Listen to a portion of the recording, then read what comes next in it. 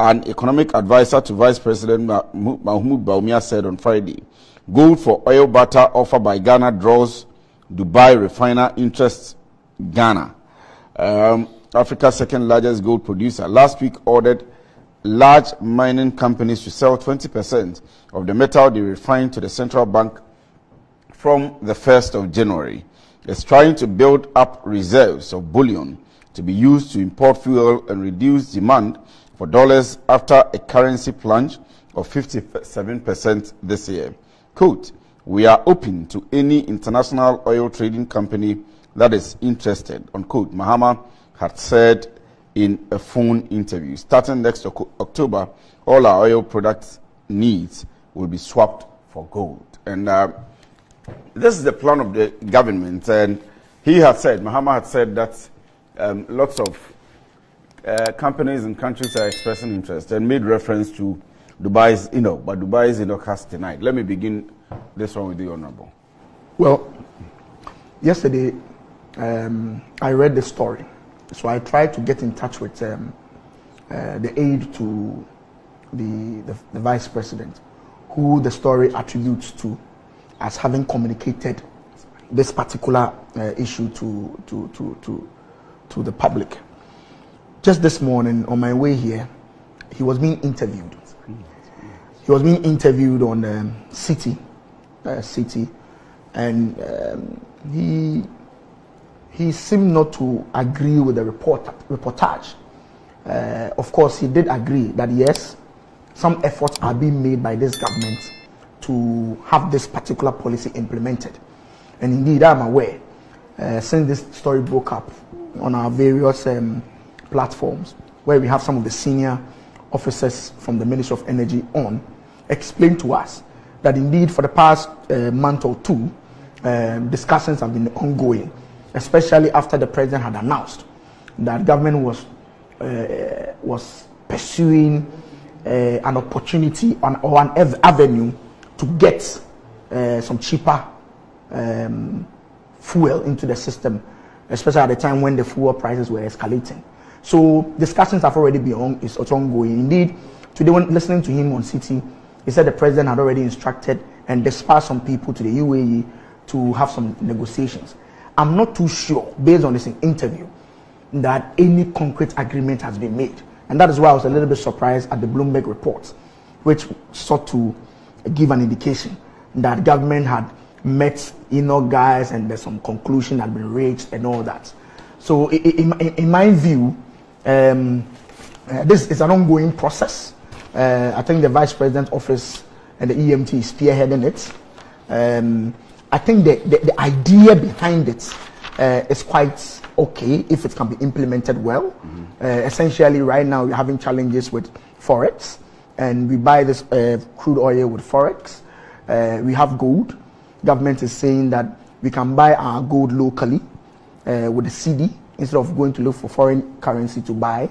So Bank of Ghana can purchase the gold with the local currency, and then we go up there to negotiate with this oil giants to see whether they can barter with our gold and also their oil. I've been told that some of the oil companies are just oil companies. They don't want to have any kind of gold reserves.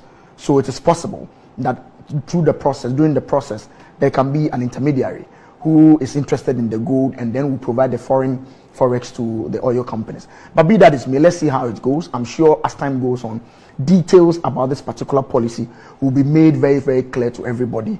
And then from that point, we can make informed decision about it. But my understanding and the knowledge I have is that as of now, government has not concluded on any agreement with any oil company on this particular policy. ASAPA Foundation believes that if this goes on, it will deplete the country's forex reserves. And so rather strengthen the local currency and forget about this. How is that going to deplete our reserves?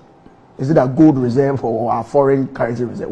Forest reserves. How is that going to be? How is that possible? Maybe Sepa can explain further, or maybe Ankwesi can have more knowledge about it. Right, Ankwesi.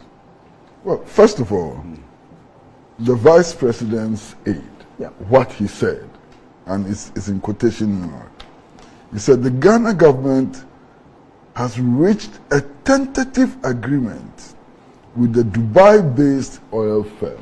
He was clear. This is what he's being quoted. Yeah. I say, okay. Yeah. That we had reached a tentative agreement with the Dubai-based oil firm. Now, the Dubai-based oil firm says there has even not been any discussion. This is the problem. So the point is that in the Vice President A's commentary, did he then mention Enoch during his discussion? Did he mention that? Did he say that, or he made a comment on the show that tentatively government has reached an agreement with a Dubai firm? No. Okay. No, it is clear that he was referring to Enoch. Okay, all right. Okay. You know, and right. Enoch says categorically that there haven't been any discussion with the government of Ghana on this matter. So I think that settles the matter. Now, personally, I think that this idea of paying for our supplies with gold is a fantastic idea. If only we can implement it, you understand? It would ease the pressure that the dollar pushes on the cedi.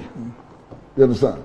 We will now be trading with something that we have, and not the dollar that we don't control. I mean, one of our major problems, indeed the problems of many countries, is simply the fact that the dollar has become the currency of preference in international trade. And the dollar actually, in real terms, is worth nothing. What backs the dollar? You understand?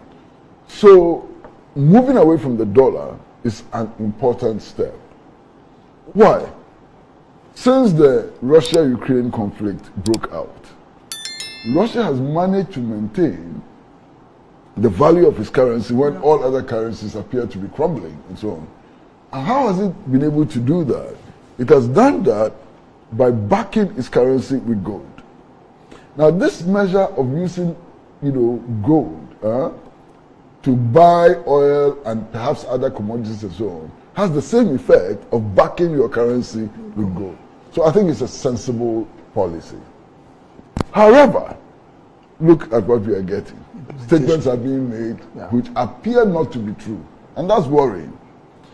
Then yesterday, I was very seriously alarmed when I heard the Vice President trying to placate the Americans over this policy, saying that, we are not against the dollar. We are not doing this because we don't want to use the dollar for trade and so on. If you want to use the dollar for trade, use the dollar for trade. If you don't want to use the dollar for trade, don't use it for trading. You understand?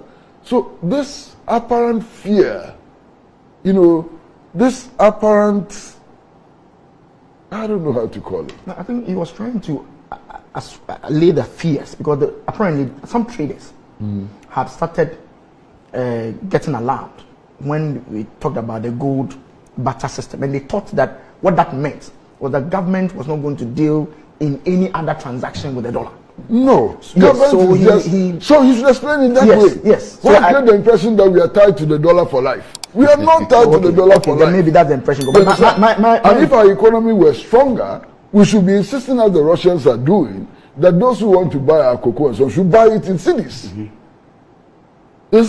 We need to delink our national economy from the economy of the colonial metropolis and its allies.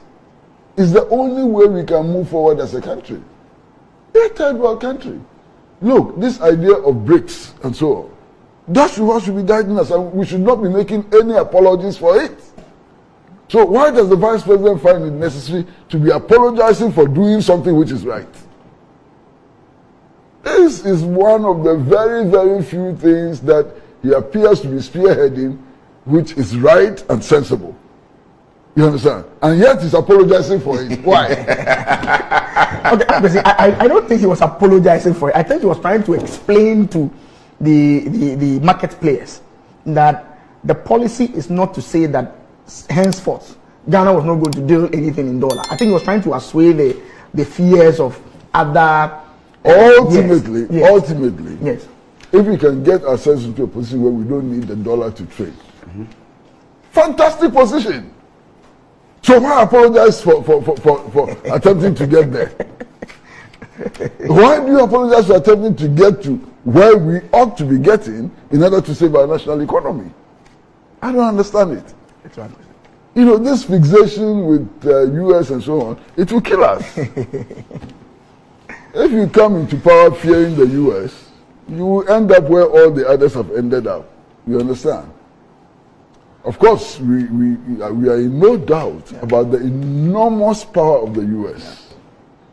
The US is a very powerful country. I know that. And if you don't know that, you are deceiving yourself.